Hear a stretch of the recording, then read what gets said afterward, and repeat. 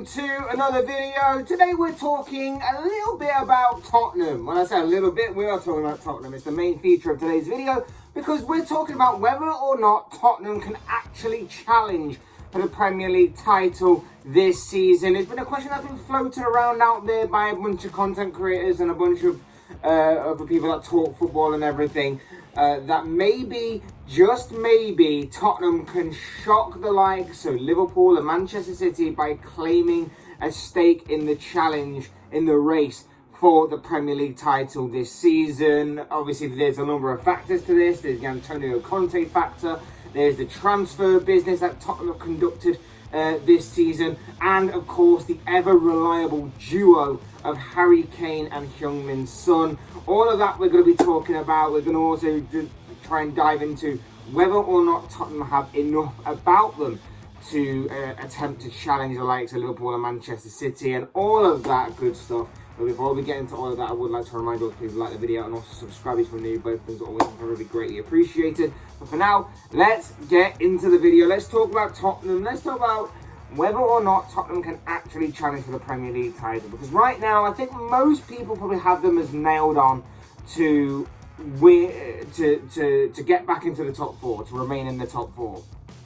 I think it's a safe bet right now that Tottenham will get into the top four alongside Liverpool and Manchester City. I won't go too much into the predictions, but I'll say that for another day. But pre-season, I think with all the business that's been done, with everything that's been talked about, and with what all the teams have already at their disposal, I think most people have Tottenham pretty much safe in the top four race. But there has been a few question marks over whether or not Tottenham have enough about them right now to challenge Liverpool and Manchester City for the Premier League title. Now, it does seem maybe a little bit far-fetched to some people, and maybe there's still some room for improvement within this Tottenham squad as to whether or not they can genuinely go on and do it, or whether they're just a little bit too far away right now. But you'd have to say that they're making the right plays, they're making the right noises, they're making the right sounds of a team that will go on to be a bit more ambitious and a bit more threatening, shall we say, to the teams that are still above them and the teams that are obviously going to be the favourites and the top dogs of this league. First of all, you look at Antonio Conte. Now, of course, Conte came in last season. He was a big reason as to why Spurs finished in the top four.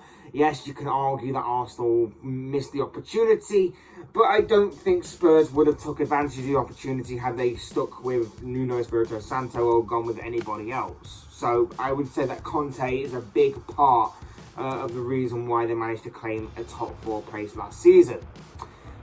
Now, when you obviously look at Conte, he's a serial winner. We all know this. We spoke about Conte a lot before. A serial winner, knows how to win big trophies, been there, done it all, won plenty of t-shirts to state that and everything.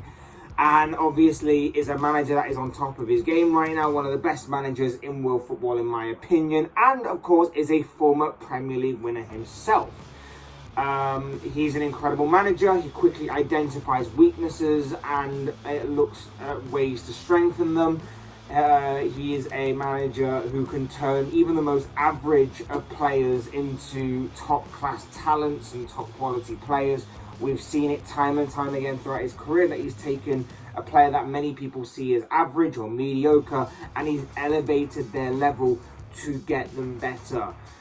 All of that combined kind of helps Tottenham's cause because for the most part, Tottenham weren't expected to get top four last season. Conte comes in and they did. If he can continue that vein of form, if he can continue what he's done there so far, there's no reason to suggest why more and more of those kind of players can't get better for Spurs and can't at least contribute and help towards the season. Two players who he can still improve upon, even though they are world class already, are of course Harry Kane and Heung-min Son. Now, these two are obviously phenomenal talents. As individuals, they are incredible. They are fantastic. They pretty much walk into the majority of teams, if that, across the world of football. They pretty much walk into the majority of teams across the world of football. As a duo, they are even more deadly. Of course, they are one of the most infamous duos the Premier League has ever seen. One of the most deadliest they've ever seen. Facts and figures and statistics will tell you that. And of course, now that they're under a world-class manager, they are seemingly only going to get even more deadly. Last season, Son was ever so consistent for Spurs. Again, one of the major driving forces on the pitch as to why Spurs finished as high as what they did. He obviously turned up in a season where for the first half or for a large part of the season, Harry Kane failed to do so because obviously his head was elsewhere with that whole Manchester City transfer situation.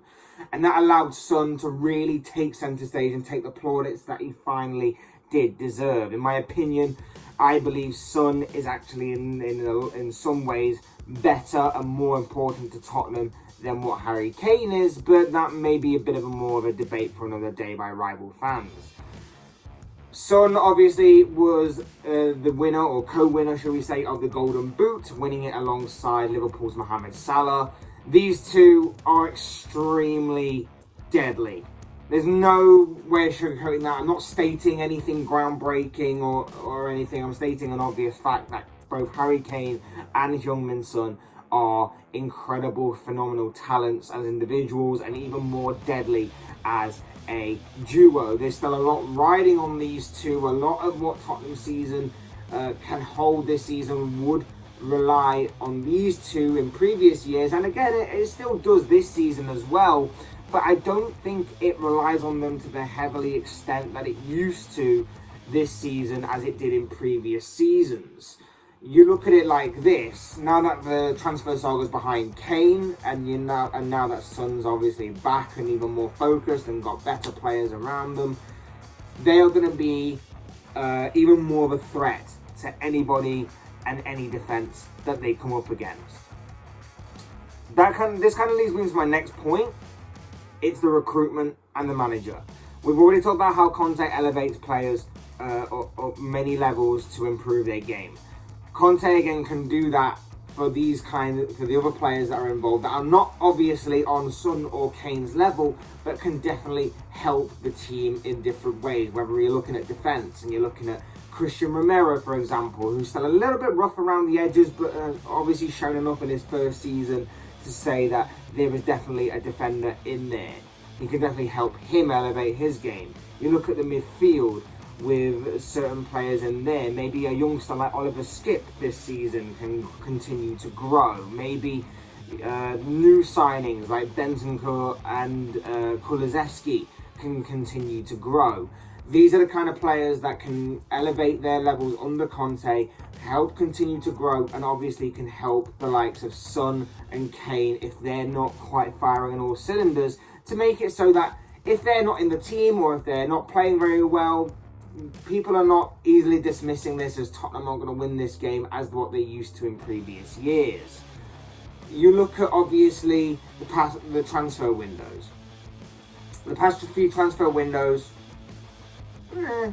average to poor, in my opinion, from Spurs. Mainly because most of the time they either just threw something in the transfer window and hope it stuck, or they made moves that looked particularly good on paper but didn't materialise. Look at Tanguy Ndombele as prime example of that happening. You can argue that not even the best managers that they've had in recent years in Mauricio Pochettino was backed well enough, when in comparison to what Conte is being backed with now. Now, of course, to get Conte, they probably had to make certain promises and make certain promises as to bring him to the club, because obviously we all know the story about how he rejected them last summer, and then obviously a few months later he eventually became the manager of Tottenham. So you know that they obviously made him some promises to help him and entice him into becoming the Spurs manager. So of course things had to change, and obviously this transfer window is definitely evidence of that. he's getting the players that he wants. He's seemingly getting the players that he wants. He's identifying areas that are either weak within the team in terms of depth or in terms of quality, or in some cases in terms of both. And he's getting backed and trusted with recruiting the players that he wants to recruit. You look at Ivan Perisic, the first name through the door at Spurs this summer. A player he knew very well from his time at Inter, and of course arrived on a free transfer, adds depth to the squad. You look at Fraser Forster, another free transfer, adds depth to the goalkeeping position and also provides Premier League experience for Hugo Lloris should Lloris be suspended or injured or whatever it may be. You look at Yves Bissouma, an absolute quality midfielder who a lot of teams were allegedly interested in, but Spurs managed to win the race, and especially for 25 million, in my opinion, it's an absolute steal for a quality midfielder that adds quality and depth and easily walks into that Tottenham midfield, in my opinion. You look at Richarlison, okay, I'm not his biggest fan, but he adds depth to an attacking area that if for whatever reason Kane or even Son need a rest or are suspended or are injured, whatever, he can drop in for a game, has Premier League experience, so on and so forth. Clement Longley, the defender brought in on loan, I hope I'm pronouncing that right, I don't sound right. Brought in from Barcelona on loan, adds depth to the centre-back roles. And their newest signing, Jed Spence, was a major part, a key part of that Nottingham Forest squad that obviously gained them promotion last season to the Premier League. Made a name for himself in the Championship. I think he is better already than what they already have at right wing back, which is Emerson Royale. Maybe not better than what Matt Doherty is right now, but it's going to be interesting to see how he fits in, if he can make the jump up from the Championship to the Premier League and continue to show his fine form that obviously he showed with the then Championship club, shall we say. But Spurs are looking to also make more moves in the transfer window. It doesn't seem like that, like Spurs' business is done by any means. It looks like they are still looking to conduct more transfer business as obviously the days tick on till deadline day. But it has been an interesting and a very smart transfer window by Spurs, in my opinion. And even when you look at their January transfer window, they may have completely missed out on targets like Luis Diaz and Adama Traore, but they still had alternatives waiting in the wings in the form of Bentancur and Dejan Kulusevski, who have both hit the ground running in the Premier League. And again, a large part of that is down to obviously Conte and his recruitment and obviously his management style, elevating these players. And it just shows that Spurs are also making smart decisions now. Like I say, previous transfer windows, you could argue that they were just throwing stuff into the transfer window and hoping something sticks. This time around, they're actually identifying areas they need to improve upon, right wing being one of them, and bringing in players that are suitable to the Conte style of play, and obviously ones that he knows, trusts, and just can work with and can work within his system. And I think a lot of players can work within the Conte system, and a lot of players that he can help mould and he can help adapt but it's just about finding the right ones for the right time, right place, right task. And obviously Conte is helping these players up their level right now, and it's going to be interesting to see how this continues going into next season. Look, do I think that Spurs are going to challenge Liverpool and Man City? I think that obviously they can challenge them in terms of the games they play against them. We always saw last season that they gave both of them particular clubs a run for their money in the games that they played against them. But I don't think they have the reliability still, or maybe at this moment in time I've not seen enough of them from a consistent standpoint to suggest that they will be able to challenge both of them clubs across a 38 game season. I still think there's a bit of a question mark over their reliability and their consistency, and I still think that they are lacking a couple of players here and there to add towards their strength and depth, and lack of players, a couple of players here and there that, again, can really challenge the likes of Liverpool and Manchester City. We're entering into a season where the strength in depth is going to be key.